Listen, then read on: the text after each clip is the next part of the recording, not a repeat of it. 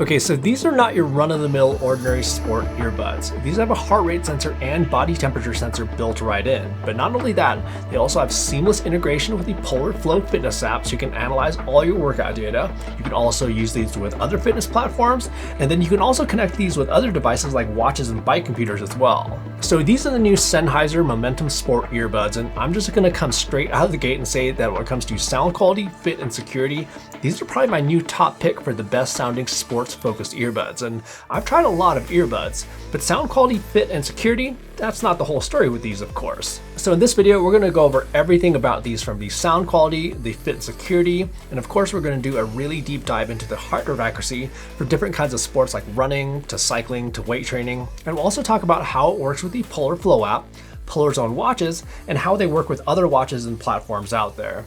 And if you do find the information in this video to be useful, do me a favor and just quickly hit that like button down below. It's a small thing that you can do that'll help this video and the channel out quite a bit, and I appreciate it. So when it comes to my requirements for a great set of earbuds for sports, the fundamentals are comfort and fit so I can wear them for an extended amount of time, security as in how well they stay in my ears for different kinds of sports, and then sound quality. And I'm kind of a stickler in that department especially, and quite simply, these are phenomenal when it comes to sound. And that should probably come as no surprise since Sennheiser is kind of known for high-end audio products, but these are on par, if not better, than some of my other longtime favorites. So these have a 10mm transducer or driver that's much larger than Sennheiser's other earbuds, and they took advantage of that by going with a bit more vivid sound profile with a bit more on the low end out of the box than usual, which some people may prefer that kind of sound profile for workouts, and I quite like it as well for that matter, and I don't think it's overly aggressive by any means either. They're still going to be quite balanced where they're nice and full throughout the entire range, but there's definitely a lot of depth on the low end and then a nice crisp high end with a lot of clarity. So you can hear all those little nuances in lots of different kinds of music. Like you can hear those little details like the subtle scratches of guitar strings from the likes of like Dave Matthews Band to the raspiness of voices of singers like Chris Cornell. There's just an incredible amount of detail that you can hear with these. And although I did like the out-of-the-box sound profile with these quite a bit, I still did adjust these a bit with the customizable equalizer to my liking. But overall, I'm seriously a huge fan of how these sound across the entire range. And that goes for all kinds of music, from singer-songwriters to acoustic to rock. And if you're really into electronica and hip-hop, these will not disappoint. And in terms of volume, these get pretty loud, but they aren't necessarily the loudest out there either, where I find that I have to have these about 1 to 2 notches higher on the volume slider than some other earbuds for an equal volume level. Still plenty loud though, like at the maximum volume, I'm sure that's exceeding the threshold for a safe listening level, but again, these are going to be super clear and crisp even at those higher volumes. And then another big requirement for sport earbuds is going to be comfort, fit, and security. So I find these to be quite comfortable, and I could wear them for hours and hours on end. In fact, again, with how these actually sound, I've been wearing these a lot. And they come with 3 different size ear tips, and you'll notice that these are going to be clear ear tips, which are needed for the optical heart rate sensor to be able to work, and more details on that here in just one bit. And they also come with 3 different size fins or wings, which are used for extra security, which just kind of tuck into your ears. And when you're placing them in your ears, by the way, just go ahead and make sure to rotate them back just slightly, which kind of locks them into place. But when it comes to security for sports, these work great for running, road biking, gravel biking, weight training, high intensity interval training, good to go for all those kinds of activities. Now, when it comes to mountain biking, that's where I probably wouldn't necessarily use these, and this is going to be for a couple of reasons. So these have what Sennheiser calls a semi-open design, where they're apparently not going for a super tight fit for both comfort as well as an added benefit of being able to hear your surroundings. Funny enough though, I thought these fit pretty darn snug in my ears, and I thought they were quite secure. But going back to mountain biking specifically though, and this is just my personal preference, is I don't like to use truly wireless earbuds with that kind of activity. It's just that with mountain biking, there's a higher risk of crashing, and in that sort of scenario, any earbud can pop out, and I'd just rather not risk that, especially with a $300 plus set of earbuds. Again, that's just me, but you do you.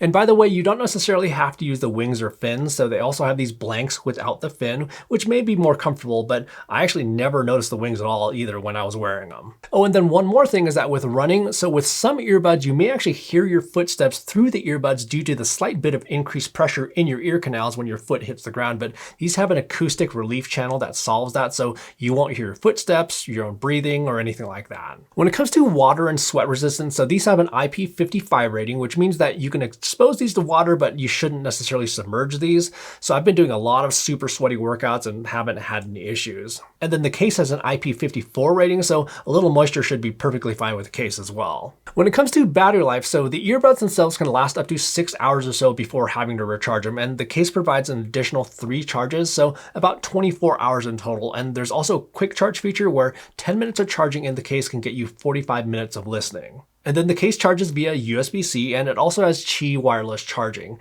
The flap on the case is a little bit funny though, where it's this kind of like flexible rubber material versus like a traditional hinge. I think it'll probably be fine, but I just kind of thought I'd mention it because it seemed a little bit out of place. So for controls, they have capacitive buttons on the outside of each earbud where you can double tap, triple tap, and long hold for different functions like play and pause, skipping tracks, adjusting volume, as well as answering and declining calls. Now here's what's kind of cool though. So there's a neat trick here. So you can adjust the sensitivity of the controls in the app where you don't have to touch the earbuds at all for double taps and triple taps. Okay, so this is just a normal double tap on the earbud itself, pauses the music, triple tap, fast forwards a track. But check this out. I can actually touch my cheek right here in front of my ear without even touching the earbud, pauses the music, starts it back up. So at this point, you're like, Des, why is that actually cool? Well, it actually has to do with beanies and gloves. So check this out. So I'm going to go ahead and put a beanie on. So although these are capacitive touch buttons, because it has those accelerometers inside, I don't have to be physically touching the earbud to do those double tap or triple tap functions. And this also does work with gloves as well. Actually, you know what? For even bigger demonstration, let's try a thicker glove like this one right here. Tried and true Pearl Izumi lobster gloves. Love these things.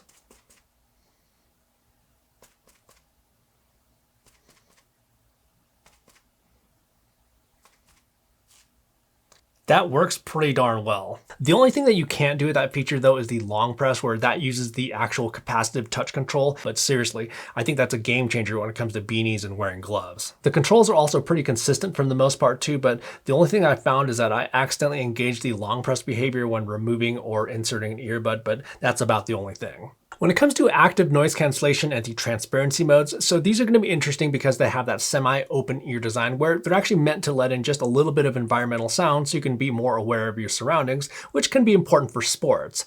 What's funny though, just like I was mentioning earlier in regards to the fit, is that I thought these actually have a fairly good seal for me where they do block out a good amount of outside sound. They're definitely not going to be like a truly open ear design where Sennheiser are trying to go for the best sound quality possible with just a bit of environmental sound. I'd basically say if you had like two ends of the scale where you have a completely closed off open ear headphone over here and then an open ear design over here, I'd say that these are going to be more like right here where it's going to be more close to a completely closed off design.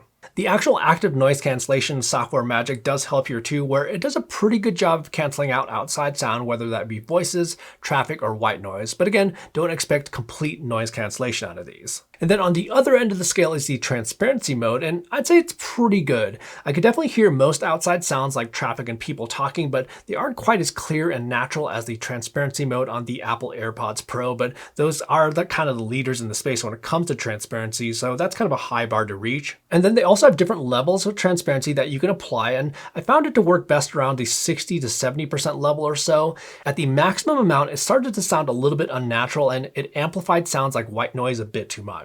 Now, when it comes to handling wind noise, these are going to be pretty much the same as all other earbuds in the normal ANC mode as well as the transparency mode, where they actually tend to pipe in a lot of wind. However, these also have a special anti-wind mode, and I'm happy to report that this absolutely works, like probably the most impressive handling of wind that I've heard, or not heard so far. Now, the anti-wind mode is a variant of the ANC mode, though. It's not a variant of the transparency mode, so it does also eliminate outside sound. So for cycling, I'd still probably opt for the one earbud approach if you choose to use these for cycling, just for the best awareness. And then it also does have an auto pause feature, by the way, where if you remove an earbud, it'll automatically pause the music. And you can also use these earbuds independently, by the way, too, but there's a catch with that, which we'll get to in just one bit. And then when it comes to the microphone quality for calls, so this is what the microphone sounds like in a completely quiet room. And this is what the microphone sounds like outside. There's like a little bit of a breeze. It's not like super windy, so I can't do that test for you. But anyways, what do you think? Okay, so for connectivity, these have Bluetooth 5.2, and they also have Bluetooth multi-point, where you can have these connected to two devices at once. And that kind of brings us right into the fitness features of the device, like the heart rate sensor. Okay, so these have a built-in heart rate sensor as well as a temperature sensor on the ear tip of the left earbud, and this is where those clear ear tips come into play. So this is a PPG or optical heart rate sensor that sends light into your skin, and then the light that's reflected back is what's being collected as heart rate data. So that's why those clear ear tips are needed so light can actually shine through. And you can use this heart rate sensor with lots of different devices and platforms out there. So you can connect these to the Polar Flow app. You can connect these to Polar's own watches like the new Grit X2 Pro, Vantage V3, as well as some other Polar watches. You can connect these to watches from other brands as well. And you can also use this as a heart rate sensor with fitness apps like Zwift and even a Peloton bike. The heart rate sensor works like pretty much any other Bluetooth heart rate sensor out there, where it's just using a standard protocol for sending out heart rate to any of those devices. So you don't need to even put it in pairing mode either. It's just broadcasting out that standard Bluetooth heart rate signal. And then it has two Bluetooth connections here. So there's kind of a lot of different ways that you can use it. So you can have them paired to your phone for music, and then also have them paired to another device like your watch, a bike computer, or your tablet, let's say running Zwift. And it's actually kind of neat here too, where I can actually play music on my phone, also use them to record a workout in the Polar Flow app on the same phone. I can actually also record it in the Strava app on the same phone as well, and then also have it paired to a watch over here as well. Not entirely sure why you'd want to do all of that, but I'm always just kind of curious about those weird use cases. Okay, now since these are both earbuds as well as a heart rate sensor, can you pair these as headphones to a watch with music playback capabilities, and also pair these to the same watch as a heart rate sensor?